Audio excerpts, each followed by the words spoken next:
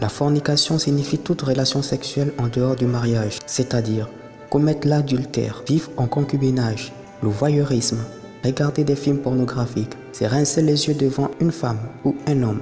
L'homosexualité. Dieu punit très sévèrement ce péché de la fornication par la mort si on ne se répand pas. Par exemple, il a détruit le monde entier au temps de Noé à cause de la débauche sexuelle, ainsi que les hommes du temps de Lot. Tous ceux qui commettent la fornication risquent de finir dans les flammes de l'enfer et les temps de feu. Numéro 2. L'idolâtrie. L'idolâtrie se définit comme le fait de rendre un culte à une divinité autre que le Seigneur Jésus-Christ. Il peut s'agir de l'adoration d'une statue, d'une photo, d'une représentation quelconque d'un dieu ou même d'une célébrité. La Bible dit que les idolâtres n'entreront point dans le royaume de Dieu.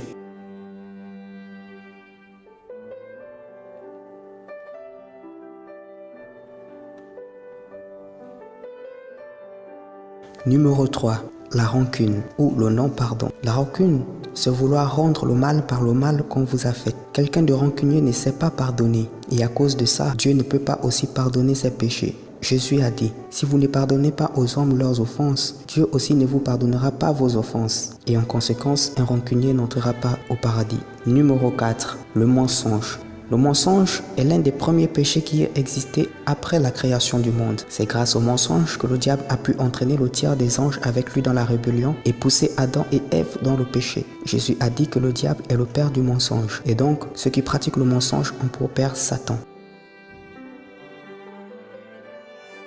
Le blasphème contre le Saint-Esprit. Nous trouvons ce péché dans Matthieu 12 au verset 31.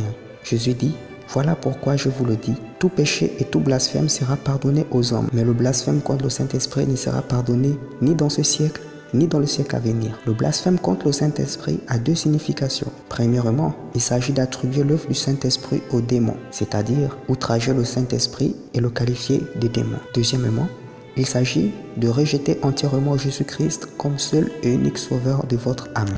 Numéro 6. L'orgueil.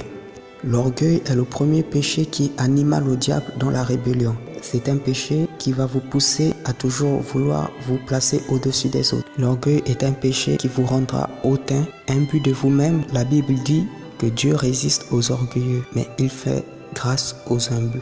Un orgueilleux ne pourra pas trouver la grâce de Dieu. Numéro 7. Le meurtre. Le meurtre signifie ôter la vie à un être humain. Mais au-delà de cela, Jésus-Christ a dit que celui qui n'aime pas son frère a déjà commis un meurtre. Ou celui qui traite son frère de imbécile ou de raca mérite d'être brûlé par les flammes de l'enfer. Si vous n'aimez pas votre prochain, vous êtes un meurtrier. Et la Bible dit qu'un meurtrier n'a pas la vie éternelle.